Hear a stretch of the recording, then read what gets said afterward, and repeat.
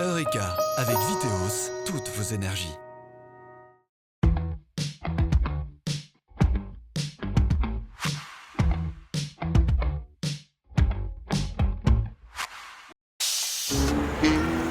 Tiens, tous ces véhicules, l'essence, on pourrait s'en passer, non? Eureka! Salut à tous, bienvenue dans Eureka, l'émission dédiée aux différentes formes que peut prendre l'énergie dans notre quotidien. Aujourd'hui, on s'intéresse à la mobilité propre. Quelles sont les alternatives aux voitures essence et diesel pour les particuliers? En fin d'émission, on tentera de savoir si la voiture à hydrogène sera le mode de transport de demain. Mais avant, on verra que dans le canton, on peut rouler au gaz naturel, mais aussi au tout électrique. Et justement, on vous embarque dans cette Tesla 100% électrique et je vous emmène à la rencontre de notre premier témoin.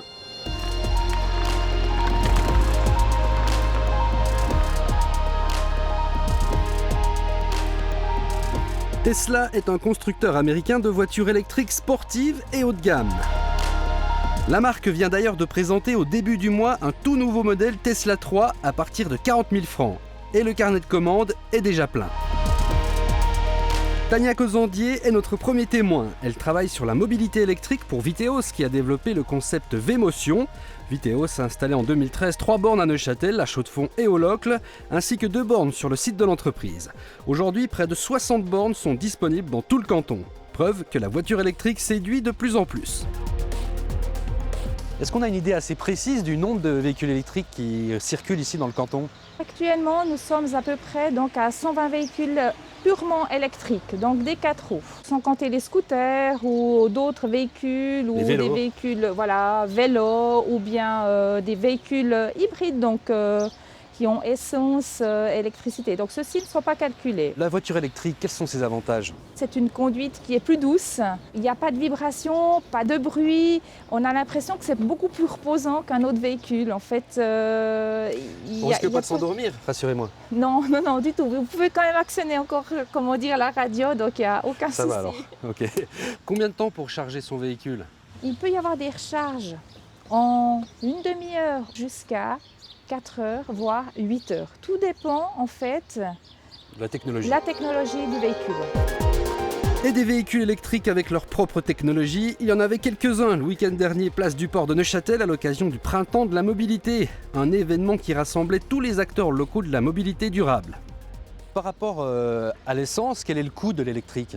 Pour une autonomie d'à peu près 180 km, il faut calculer pour une énergie d'origine renouvelable un plein à peu près à 5 francs.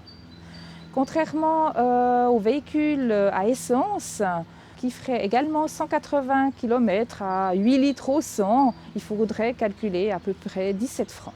Ce qui est différent, c'est le coût du véhicule. Il y avait de grandes différences. Actuellement, au niveau du marché, les véhicules électriques ont quand même diminué passablement. Je dirais que c'est plutôt une façon de conduire, un choix.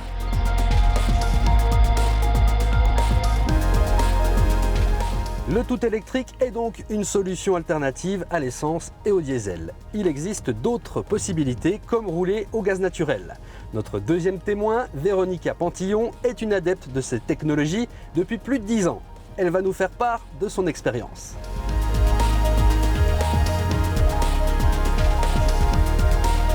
Véronica, bonjour. Bonjour. Ça gaze? Ça gaze. Si je puis dire. Mais oui. Qu'est-ce qui a changé depuis 12 ans alors dans cette technologie? Vous avez senti une évolution? Oui, alors on a senti une évolution au niveau du confort en fait. Notre première voiture, c'était une petite voiture, mais il n'y avait pratiquement pas de coffre parce que les bouteilles à gaz étaient dans le coffre. Ce modèle-là, c'est déjà un plus grand modèle, mais maintenant les bouteilles à gaz sont intégrées dans le châssis, donc on n'a pas de perte au niveau de l'habitacle et du coffre. Il y a d'autres inconvénients? Quand on roule au gaz, la voiture est moins puissante. On va pas faire du rallye donc? Non, c'est pas pour les gens, je pense, qui aiment aller vite. Par contre, il y a beaucoup d'avantages. Oui, alors il y a l'avantage justement qu'on est un peu plus écolo, on pollue un peu moins. On a aussi plus d'autonomie en fait, parce qu'on a un réservoir à essence normal, mais en plus on a le réservoir à gaz. On a à peu près 250 km d'autonomie avec un plein de gaz. Alors justement, où vous faites le plein de gaz naturel? Alors dans le canton, il y a 2 stations, Neuchâtel et puis à la Chaux-de-Fonds. Et puis ça n'a pas beaucoup évolué depuis 12 ans. À l'époque, on nous disait oui, ça va prendre l'essor, il y en aura partout. Au niveau suisse, je crois qu'il y a eu quelques-unes, maintenant il y en a 140 en tout. Mais c'est vrai que c'est pas aussi facile qu'avec l'essence. Ouais. Est-ce que vous pouvez me laisser conduire votre voiture? J'ai envie d'essayer. Allez-y.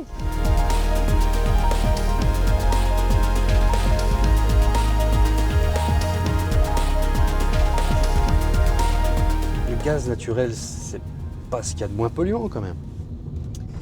Non, alors ça reste un dérivé du pétrole, ça pollue moins que l'essence.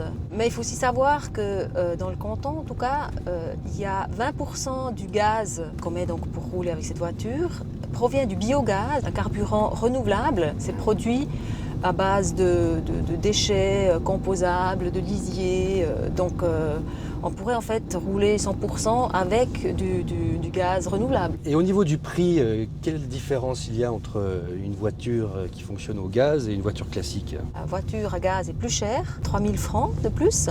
D'accord.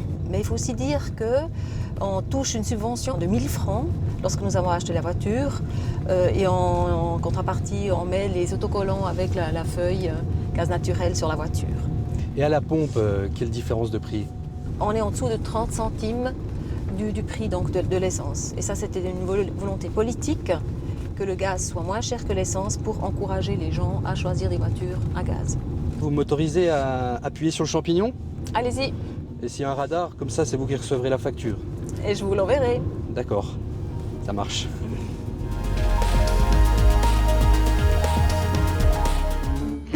Avec l'eau, on fabrique de l'électricité, d'accord. Mais on peut aussi faire de l'hydrogène, non? En effet, plusieurs procédés chimiques permettent de fabriquer de l'hydrogène, et notamment par électrolyse de l'eau. Et théoriquement, les voitures peuvent donc rouler à l'hydrogène. La pile à combustible embarquée à bord génère de l'électricité à partir de l'hydrogène stocké dans un réservoir. Et tout ça est déjà bien réel. La preuve avec notre troisième témoin, le professeur Hubert Giraud de l'EPFL dans le Valais. Nous l'avons retrouvé à Martigny à l'occasion des Swiss Mobility Days, un salon dédié aux innovations technologiques dans le domaine de la mobilité propre. Le grand avantage de l'hydrogène, c'est qu'on fait le plein en quelques minutes, comme avec de l'essence ou du diesel. On fait 500 km avec 5 kg. Mais pour faire le plein, il faut une station de recharge. Ce que vous avez sont des grands cylindres d'hydrogène qui sont sous haute pression. C'est comme si vous aviez deux ballons, un ballon qui est fortement gonflé. La voiture, c'est un peu comme un ballon dégonflé. On met les deux ensemble et l'hydrogène sous pression passe du réservoir blanc à la voiture. Et ça prend quelques minutes.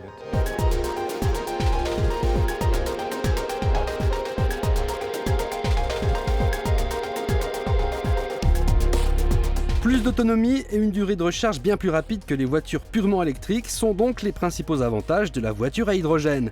Mais il y a quand même quelques inconvénients. La pile à combustible elle-même a un rendement de 50% simplement. Par rapport à l'hydrogène qu'on met dedans, uniquement 50% récupérable comme électricité. Ce que l'on perd dans le rendement, on le gagne en chaleur. Et le grand désavantage des voitures électriques, par exemple comme une Tesla, c'est qu'il faut chauffer la batterie, il faut chauffer le conducteur. Et là, on perd beaucoup. La pile à combustible, ce qu'elle perd en rendement, elle le gagne en chaleur. La voiture à hydrogène a donc de nombreux avantages. Le problème, c'est qu'aujourd'hui, les stations de recharge sont quasiment inexistantes. Alors professeur, comment pouvez-vous clamer haut et fort que l'hydrogène sera l'avenir de la mobilité? Le marché chinois est le plus gros marché. Les villes chinoises ont des problèmes de pollution. Je pense que les Chinois vont investir massivement dans les voitures à hydrogène. Et de la même façon qu'ils ont fait baisser les prix des panneaux solaires de façon drastique, nous allons observer cette même diminution. Et pour être cohérent, il faudrait fournir assez d'électricité verte pour recharger ces voitures à zéro émission de CO2. Selon le professeur, en Suisse, on est assez loin du compte. Il est important que la Suisse investisse massivement dans l'énergie solaire. À l'heure actuelle, on prend du retard par rapport à certains de nos voisins, italiens, allemands, même français. Et si on veut pouvoir rouler électrique à partir d'énergie renouvelable, il va falloir que l'on puisse investir fortement dans l'énergie solaire.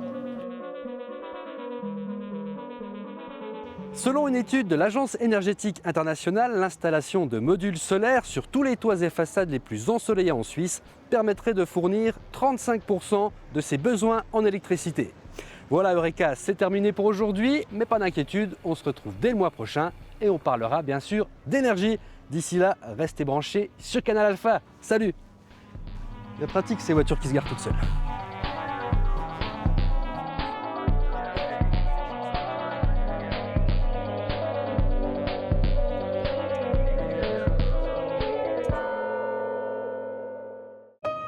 C'était Eureka avec Viteos, toutes vos